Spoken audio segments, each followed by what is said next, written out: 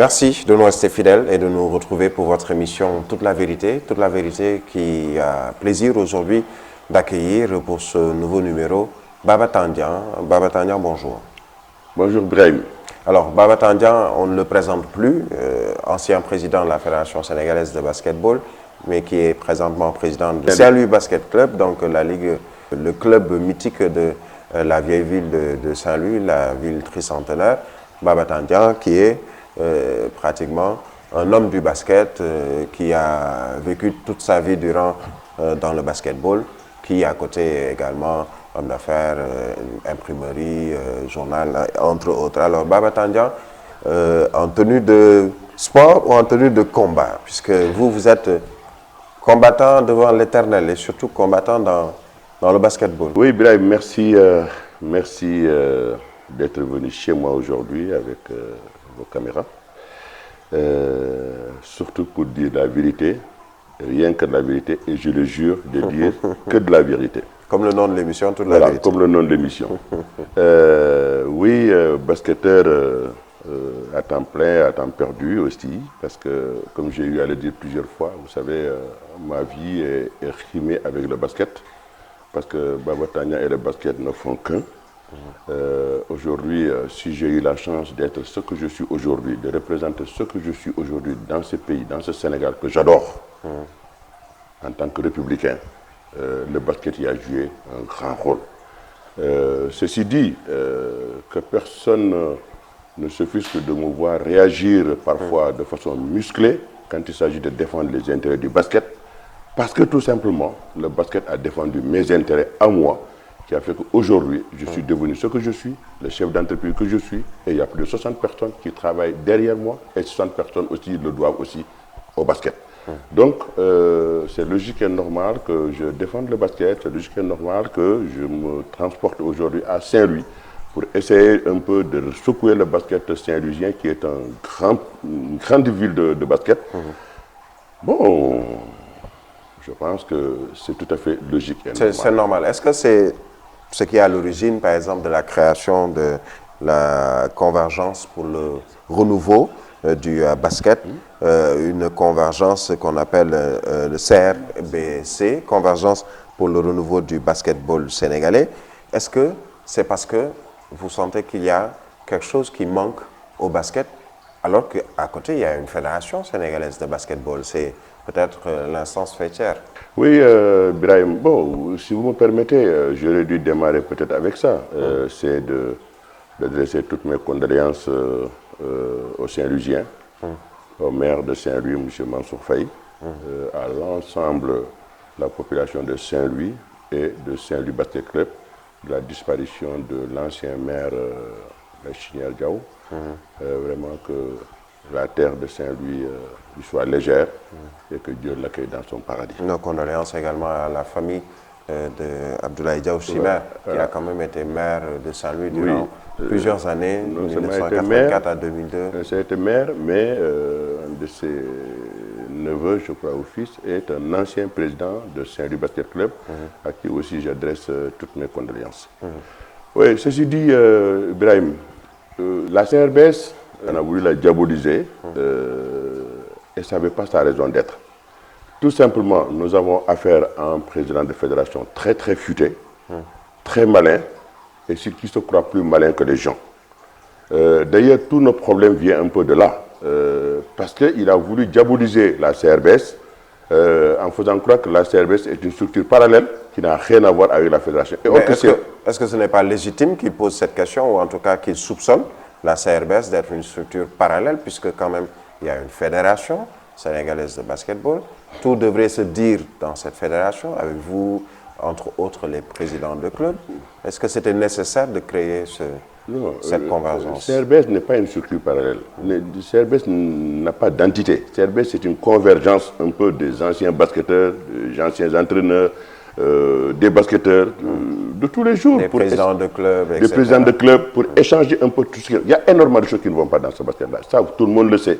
Ce basket-là se fait avec un pilotage à vue, avec un individu, le roi Baoulé, qui fait ce qu'il veut dans ce basket. Le roi Baoulé, c'est le président de la fédération. Moi, je me tout le temps, le roi Baoulé, ça fait maintenant 5 ans que je l'appelle le roi Baoulé. Parce que vous savez, le roi Baoulé, c'est quelqu'un qu'on amène, qu'on installe sans être demandeur. Parce qu'en fait, c'est ça. On l'a amené, on l'a installé sans être demandeur. Et on lui a dit de gérer le basket sénégalais et il n'arrive pas à le gérer. Alors, le pire, c'est que ce gars-là, quand il est venu à la tête de ce basket, et il a réussi quelque chose dont je me pose la question, comment ça a échappé le ministère des Sports. C'est-à-dire qu'en fait, le basket, on élit des membres. Les membres qui élisent le président. Alors lui, on a fait le contraire. On a mis la chair avant le bœuf. On a élu le président et après, on lui a demandé de choisir les membres de la fédération. Ce qui fait que tous les vice-présidents qui sont autour de lui, ce n'est pas des élus, c'est des gens qu'il a nommés lui-même. Alors vous savez, quand vous nommez quelqu'un... Ils ont été cooptés finalement. Donc. Ils n'ont pas été cooptés, il les a nommés. C'est-à-dire qu'il est allé les chercher un peu partout. Il y en a même un qui fait l'objet justement de... On va y venir, l'objet d'une plainte de la CRBS. Il s'agit de... On va y venir. Ce monsieur, il y a 5 ans, eh bien, il travaillait dans une école privée. Il y a 5 ans. Il n'était pas du tout, il est inconnu dans le monde du basket. On l'a amené, on l'a installé.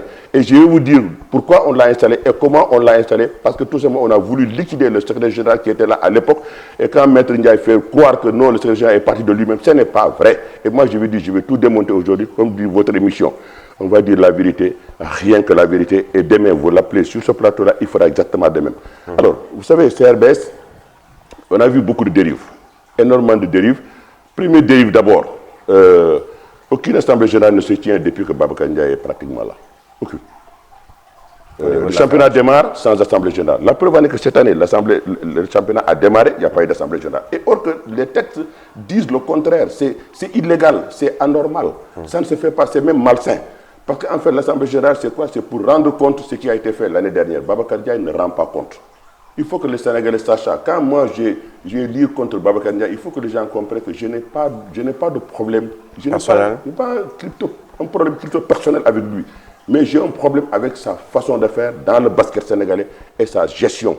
Parce qu'il croit que le basket lui appartient et le basket ne lui appartient pas. Et moi je pense que quelque part, il bénéficie de complicité de haut lieu parce qu'il est en train de faire des choses, mais jamais un département n'aurait permis quelqu'un faire ce qu'il est en train de faire. Et ça, on va le développer. Quand vous parlez de complicité de haut lieu ou à un haut niveau, est-ce à dire que, par exemple, que le ministre des Sports cautionne tout ceci? Oui, le ministre des Sports regarde faire.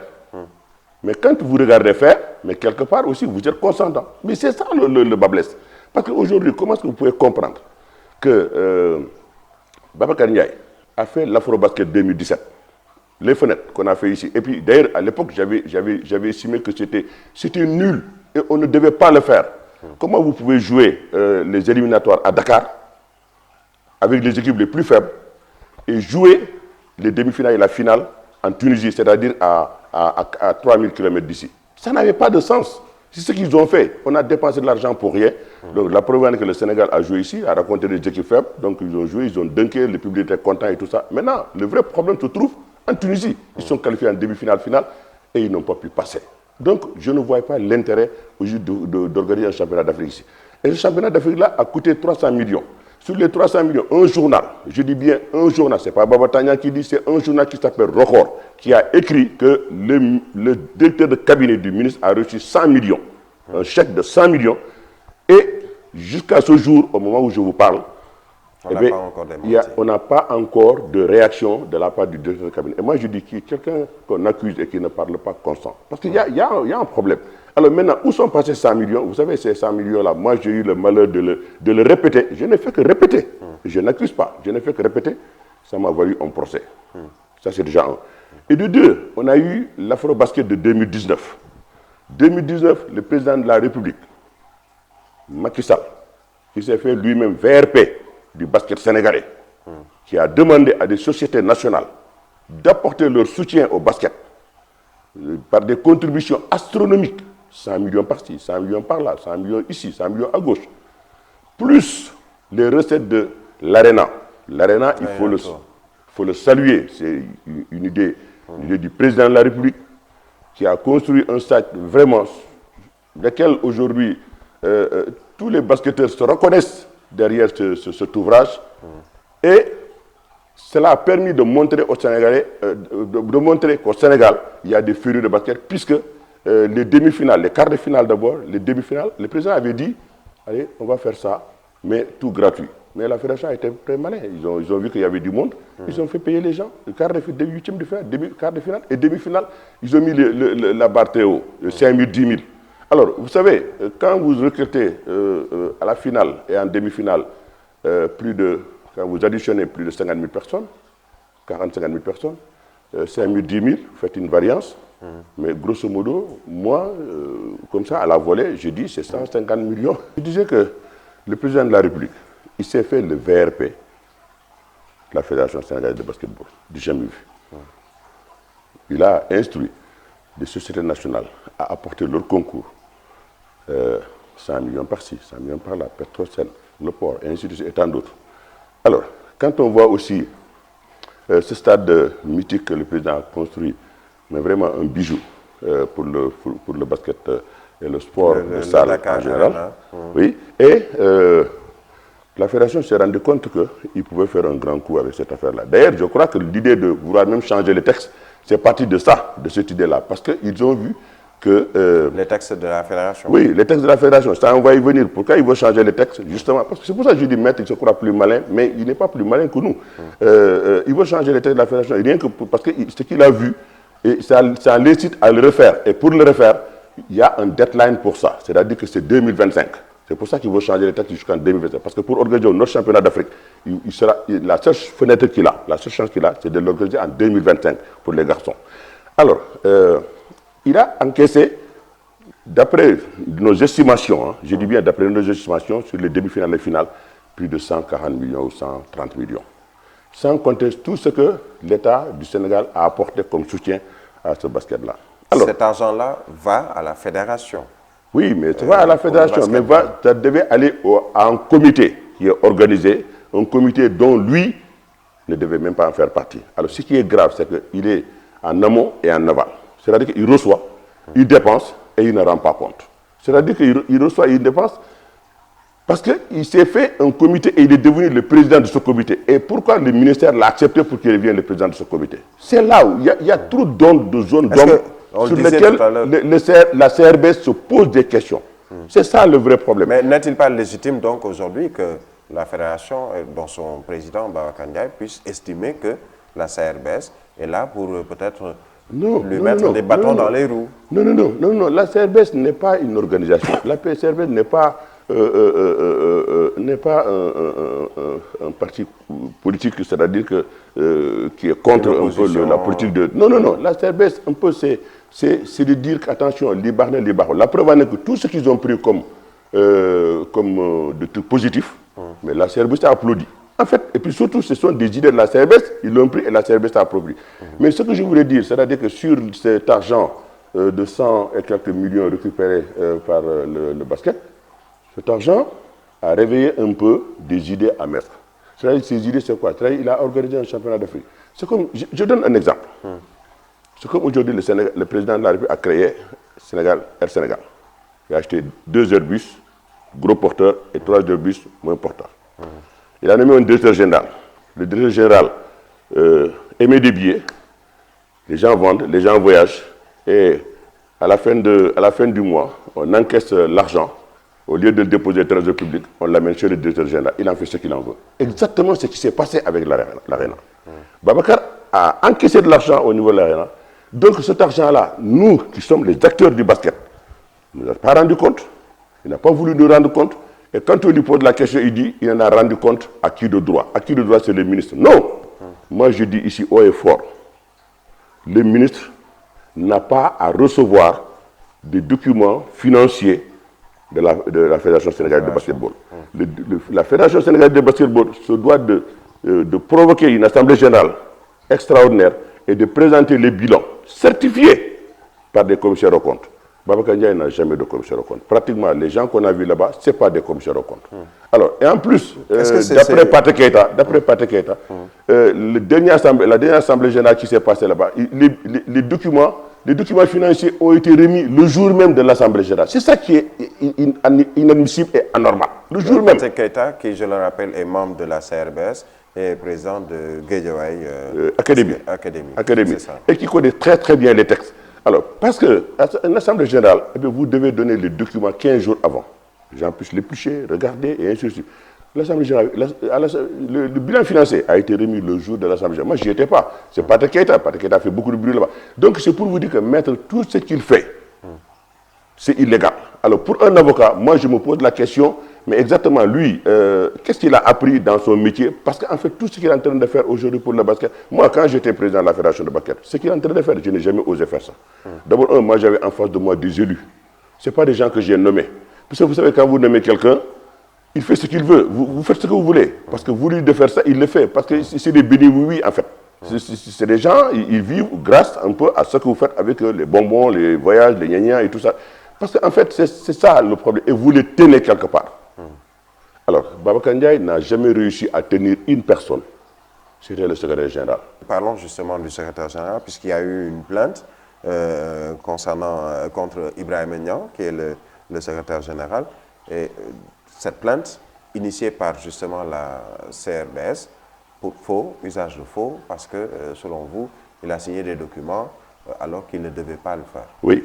Alors, vous savez, l'histoire d'Ibrahima Niang, c'est...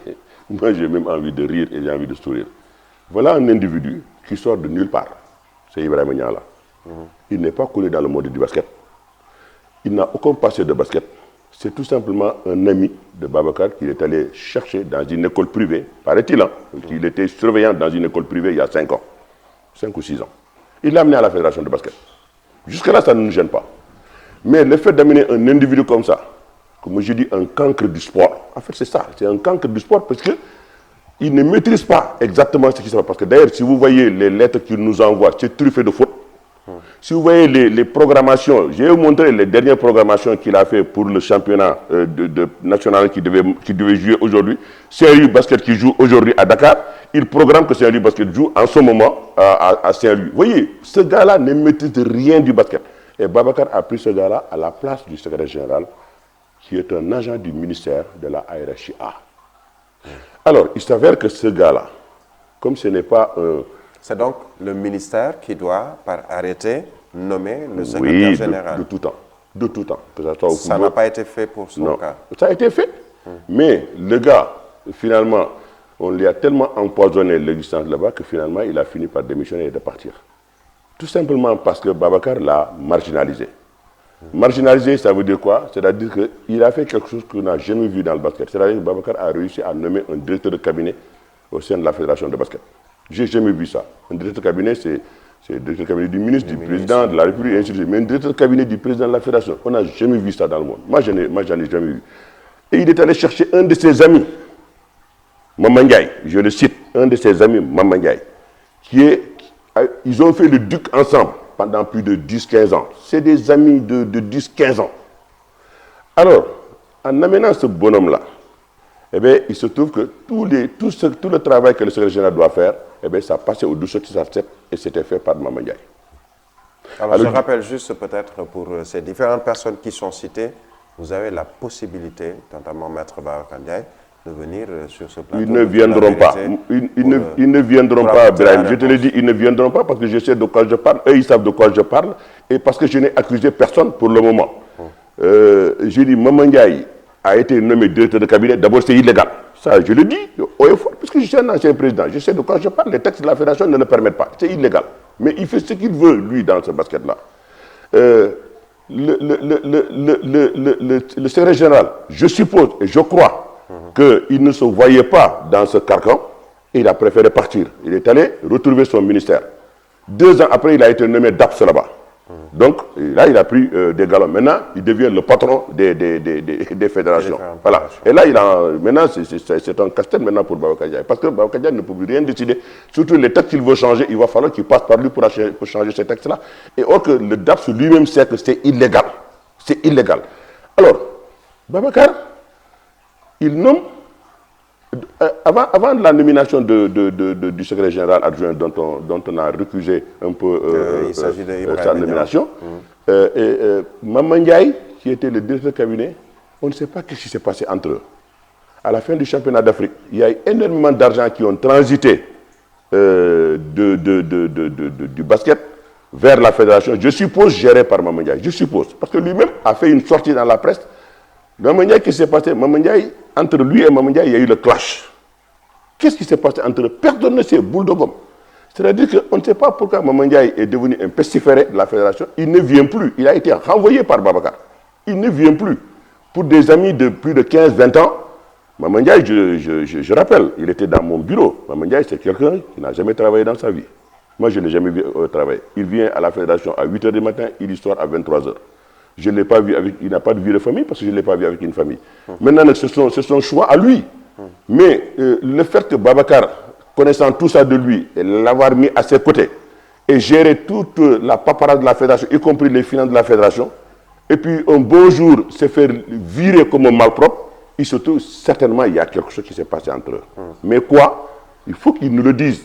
Et nous les bousculons pour qu'ils nous disent qu'est-ce qui s'est passé, parce qu'on entend beaucoup de choses, des supputations. Lui-même, il a fait une sortie dans la presse pour dire oui, on dit que Maman Ndiaye a fait un détournement, mais c'est pas vrai, nanana, tout ça. Nous, on ne l'a pas dit, c'est lui qui l'a dit. Mais personne ne l'a accusé. Nous, on veut savoir pourquoi Maman Ndiaye est parti. Moi, je lui pose deux questions. Deux, à Babacar. Le bilan de l'Afro-Basket 2017, ces fameux 100 millions et tout ça, il faut qu'ils nous le disent et qu'ils nous disent exactement ce que le journal Record a écrit, c'est vrai ou c'est faux. Et que le directeur de cabinet du ministre aussi démente. Ça, c'est le premier point. Ça, c'est ce que la CRBS demande. Ce n'est pas Baba Tania, c'est la CRBS. Et deuxièmement, le bilan de l'Afro-Basket 2019, il y a énormément d'argent. On parle de 600 millions, 700 millions, 800 millions. C'est énorme. Et moi, je sais qu'un Afro-Basket, Ibrahim, il n'en faut pas plus de 90 millions pour l'organiser. J'en ai organisé 4 Afro-Basket. Baba Tania, est-ce que finalement, autour de tout ce bruit, c'est d'abord une question de financement, c'est d'abord une question d'argent qui vous se lie ou en tout cas qui crée ces dissensions entre la CRBS et oui, il y a un problème d'argent. Il y a un problème d'argent parce que quand vous prenez quelqu'un, vous le mettez à la tête du basket sénégalais, ce sont les clubs qui l'ont élu.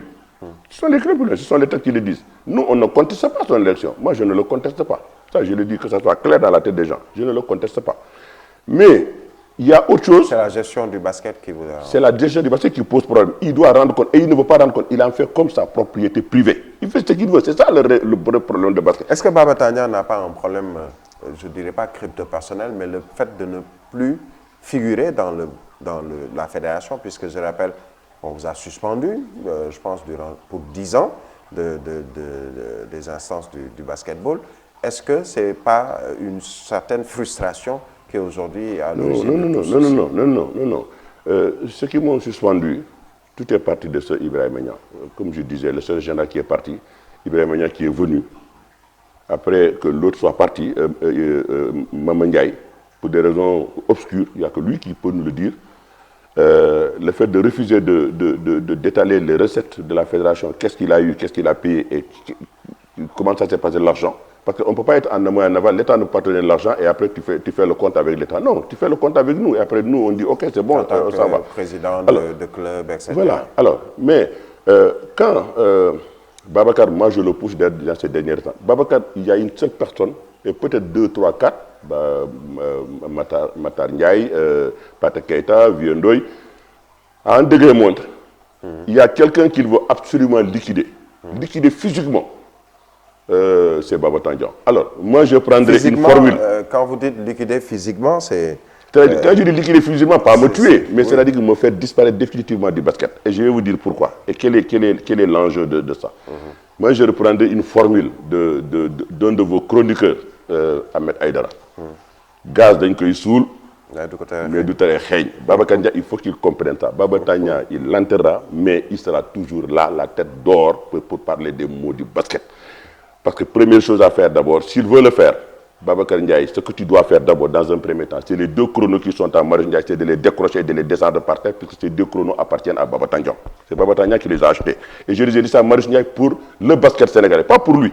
Alors donc, si tu veux me liquider, il faut commencer par ça d'abord, parce que chaque fois qu'un joueur du Duc, un joueur de son club ou un joueur de l'équipe du Sénégal marque 2 points et qu'il regarde le chrono, eh bien, quelque part, il regarde un peu Baba Tania. Donc ça, c'est déjà le premier point. Deuxième point, vous savez, Patek Keita a été le premier à sonner l'alerte. Parce qu'il a vu, moi je n'ai pas vu, Patek Keita est allé à la fédération, il a remarqué vous savez, par gentleman, comme ça se passe partout dans le monde. Mais l'ancien président Léopold Sédar Senghor, Abdou Diouf, Abdoulaye Wade, quand vous allez dans les ministères, on dit tel ministre, de temps. Quand vous allez à la fédération de basket, les photos des anciens ministres. Quand vous allez à la fédération de football, c'est la même chose. À la fédération de basket, c'est la même chose. Alors, à la fédération de basket, les gens ont remarqué. Alors quand vous arrivez, vous avez Ablaye Seye, vous avez et puis vous avez Alioune Badara, vous avez Serigne Mboup. Après Serigne Mboup, non, avant Serigne Mboup, c'est moi. Tandian n'y est pas. Après, il n'y a pas la photo placardée de moi, on me l'a dit, en tant qu'ancien président. Oui, moi, on me l'a dit, mais bon, c'est pour vous dire exactement ce problème-là, quel problème il a avec Tandian. Tandian n'existe pas.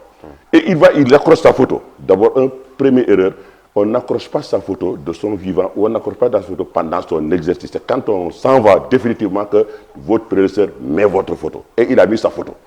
Alors, Patrick Keïta a rié sur les brancards pour dire que c'est illégal. Finalement, il paraît qu'ils ont mis ma photo. Moi, je l'ai vu par hasard quand on nous a appelés pour nous réconcilier, le directeur technique national et moi, et Aya, pour me réconcilier avec Babacar.